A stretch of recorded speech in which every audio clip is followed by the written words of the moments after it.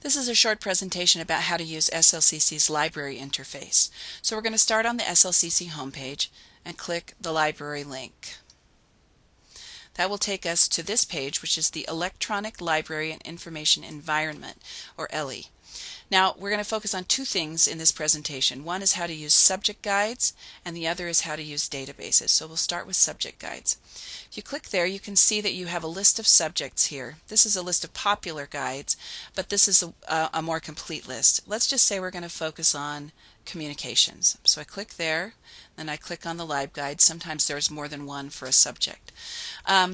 Okay, on this page for the Communication LibGuide, there is a list of all kinds of resources, and they're indexed by these tabs across the top. So let's say we're going to click here on databases. Now, there are some common databases that are used here, but there are some specific ones that are specific to communication, ComAbstracts and Communication and Mass Media Complete. There's a list here of resources for finding books and other media.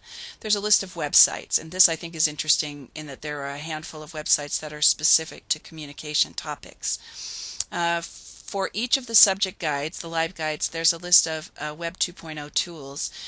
Some of these are better than others. Here I think you'll find some interesting ones that kind of go maybe a little further afield from communication, but they're kind of interesting. So for each subject, there's this sort of assortment of subject-specific and more general guides. Let's go back to the home page and look at databases. Now, a database is an electronic way of organizing and indexing a whole host of sources. And if you get good databases, you can find higher quality sources than you can typically find through an ordinary web search. And this is one of the great virtues of academic libraries and one of the terrific advantages of learning how to use one. So here we are on the main research database site. Let me just point out that we have a database A to Z, and you can index that here.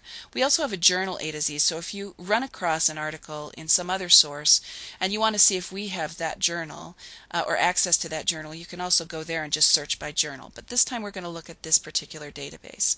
This is Academic Search Premier EBSCOhost, and it's, as it says, the largest academic multidisciplinary database. It provides full text for many, many scholarly publications, and full text, as you'll see, is one of the great advantages of this kind of database. Let's say we're looking for articles about healthcare, and not just healthcare, but we're also interested in looking at specifically issues of access and healthcare.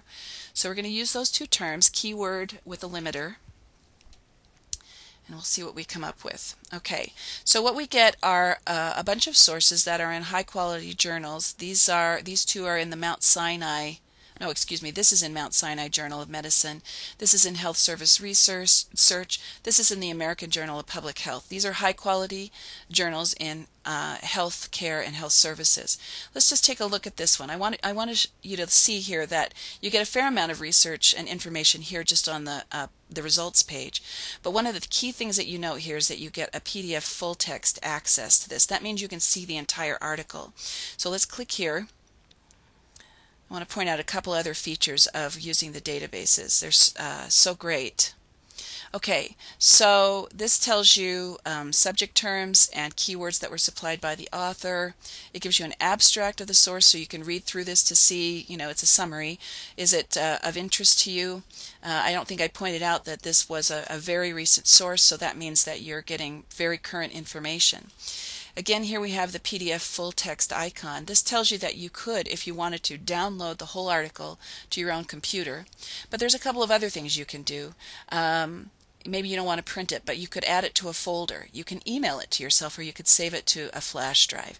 These are some great advantages of using an academic database. And if you get good at using them, as I said, you'll be able to find much better sources than you can typically find in other types of searches. Okay, that ends this presentation, and we'll look at a couple of other features about this library interface in the next presentation.